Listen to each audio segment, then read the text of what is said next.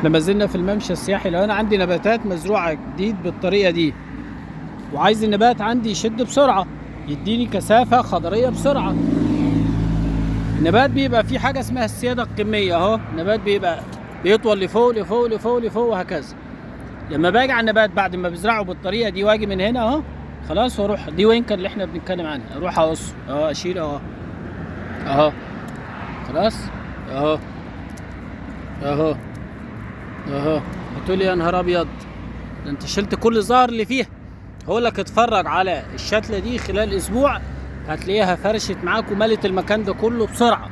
انما لو انا سبتها كده هتفضل سياده قميه سياده قميه وهكذا. يبقى ده هيتم على كل ليه اي نبات بعد ما بزرعه تك بكسر السياده القميه. هرمون النمو بيبقى مركز هنا. لما بعمل كده هرمون النمو بينزل لتحت، فمجرد بينزل لتحت بيديني براعم جانبيه جديد. هو ليه دايما لما بنقص بنلاقي النبات يفرع من ايه؟ من الجنب. ليه؟ عشان هرمون السياده القميه بينزل لتحت وبيشغل نبات عندي في الاطراف الجانبيه.